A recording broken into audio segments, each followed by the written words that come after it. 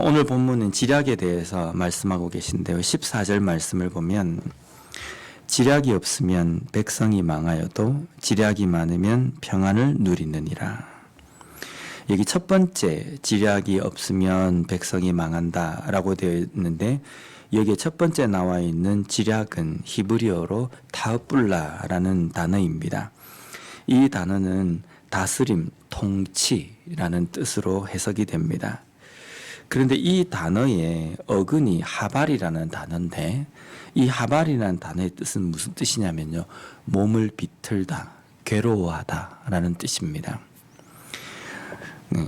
몸을 비틀다, 괴로워하다 라는 이 단어가 지략이라는 단어로 사용되어지는 이유가 뭐냐면 백성을 다스리는 왕에게 그 백성을 다스릴 수 있는, 잘 다스리는 지략이 어떻게 생기는가라는 것에 대해서 말씀하는 겁니다.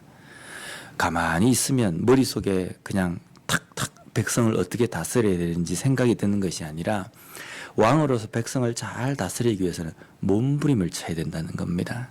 몸을 비틀고 괴로워하고 어떻게 하면 내가 이 백성을 잘 다스릴 것인가라는 것을 몸부림을 쳐야 생기는 것이 지략이다라는 겁니다. 솔로몬이 하나님 앞에 지혜를 받습니다. 그래서 백성을 잘 다스립니다. 어떻게 해서 솔로몬이 그 지혜가 생겼습니까? 하나님께서 주셨기 때문입니다. 근데 하나님께서 솔로몬에게 어떻게 지혜를 주셨냐면 그가 하나님 앞에 하나님 저에게 부도 명예도 이런 거 다 필요 없고 저에게 정말 있어야 될 것은 저는 정말 어리석은 작은 아이입니다. 그래서 하나님의 이 백성들을 어떻게 내가 잘 다스릴지 모릅니다. 하나님 저에게 지혜를 주십시오 라고 하나님 앞에 간절히 기도했을 때 우리 성경에 나와 있는 그 짧은 절에는 솔로몬이 하나님 앞에 그렇게 기도했다, 뭐 꿈에 하나님의 말씀을 듣고 이렇게 간구했다 짧게 나왔지만 이 솔로몬이 평소 때 그가 고민했던 그 내용들이 정말 그 중요한 시기에 나왔지 않겠습니까? 솔로몬이 몸을 비틀며 괴로워하며 가슴을 치며 내가 어떻게 부족한 지혜로서 이 백성을 다스릴 것인가 고민을 하고 하나님 앞에 간구했을 때에 생겼던 것이 지혜, 하나님께서 주신 것이 지혜라는 겁니다. 우리가 보면은 영화나 드라마 같은 데 보면 왕이나 뭐 하다못해 조그만 고을의 수령, 뭐 사또 이런 사람들도 보면 맨날 술만 마시고 어떻게 하면 그 백성들에게 세금을 많이 걷어들여 가지고 내 곳간에다가 뭔가를 많이 채울 것인가 이런 생각을 가지고 다스리는 그 지도자 밑에 있는 백성들은 항상 괴로웠습니다. 그러한 왕이 다스리는 그 시대에는 백성들이 참 힘들었습니다. 그런데 아침에 눈을 떠서 밤에 잠을 자는 잠자리에서까지도 어떻게 하면 내가 이 백성을 잘 다스릴 수 있을 것인가, 백성의 이 괴로운 문제를 내가 어떻게 풀 것인가, 불철주야 고민하고 생각을 하는 그런 지도자 밑에 있는 백성들, 그 지도자가 다스리는 그 시대에는 백성들이 참 편했습니다. 그와 마찬가지로 이 지략, 지도자가 몸부림을 치면서 내가 어떻게 하나님의 뜻대로 내가 잘 다스리고 또 인도할 수 있을 것인가 이러한 고민을 하는 그러한 것으로 인하여서 백성들이 안심하고 평안을 누릴 수 있다라는 겁니다. 반면에 뒷부분에 나와 있는 지략이 많으면 평안을 누리느니라. 한글 성경을 보면 지략이 없으면 괴롭고 망하고 백성이 많고 지략이 많으면 평안을 누린다라고 되어 있지만 뒤에 있는 지략이라는 이 단어는 히브리어로 요에츠라는 단어를 사용하고 있습니다. 이 요에츠라는 이 단어는 여러 가지 뜻이 있는데 조언하다, 충고하다, 선포하다, 가르치다라는 뜻이 있습니다. 우리가 보면은 왕이 있는데 영화나 드라마 보면 왕이 있는데 양쪽에 이 문문백관들이 쭉 서 있지 않습니까?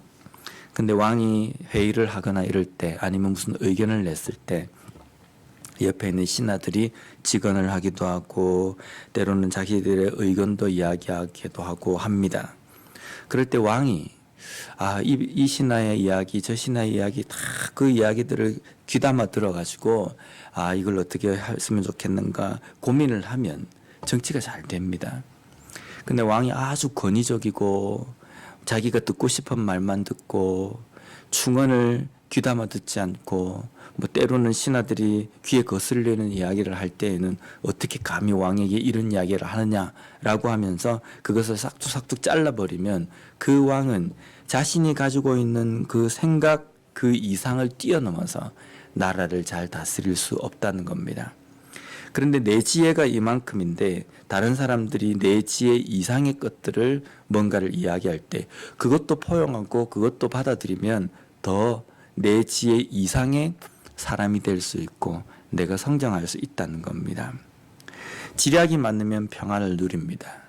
누군가가 나에게 충고를 해주고 또 나에게 선포하고 조언하는 이야기들을 귀담아 듣고 그것들 많이 받으면 평안을 누린다. 잘 걸어갈 수 있다라는 겁니다.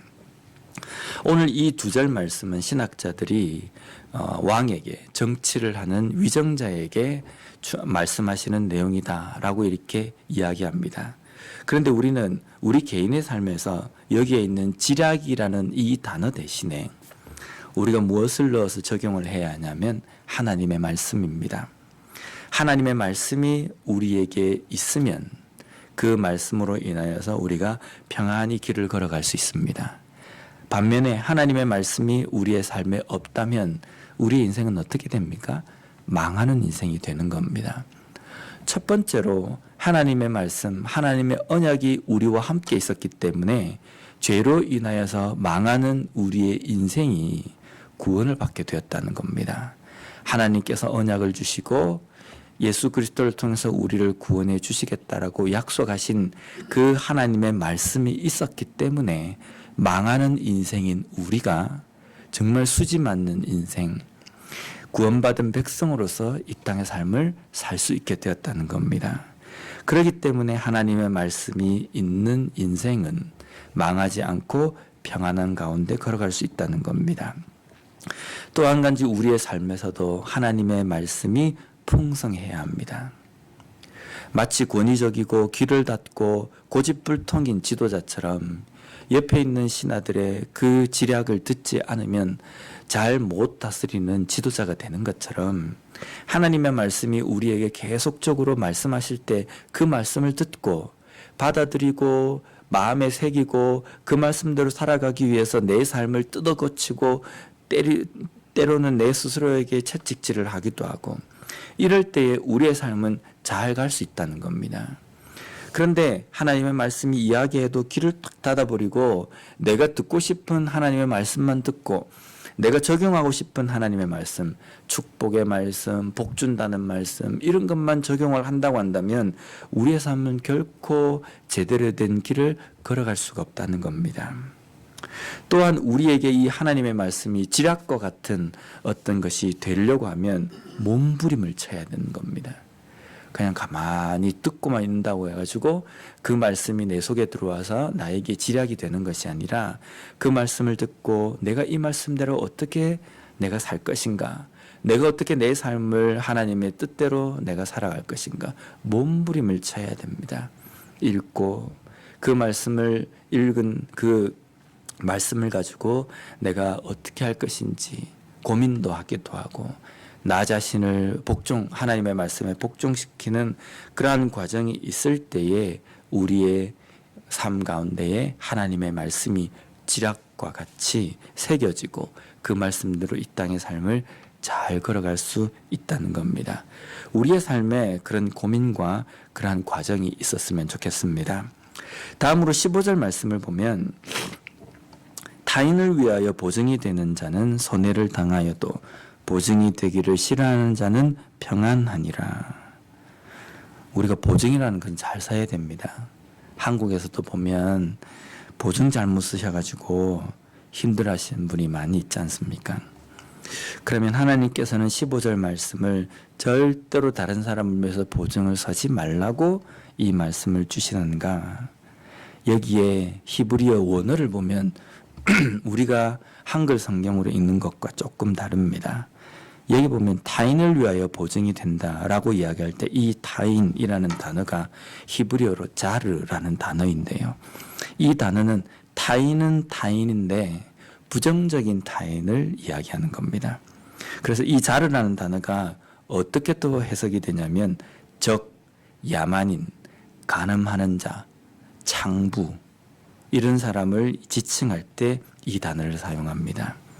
그러면 야만인, 적, 간음하는 사람, 창부 이 사람을 위하여 보증이 된다.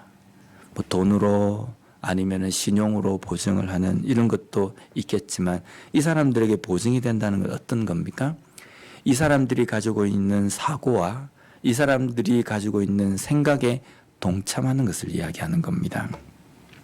그런 사람들에게 내가 보증이 된다라는 것은 동참을 하면서 내 삶을 그들의 삶에 그들의 나쁜 습관과 행동들을 내 어깨에다가 올무로 짊어지는 것, 그것이 타인을 위하여 보증이 된다라는 겁니다. 그런 사람은 손해를 당합니다. 왜 손해를 당합니까? 뻔하지 않습니까?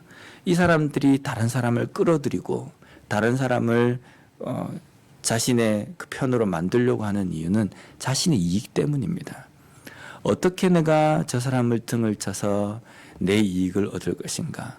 어떻게 저 사람을 내가 가는 이 잘못된 길로 끌어들일 것인가?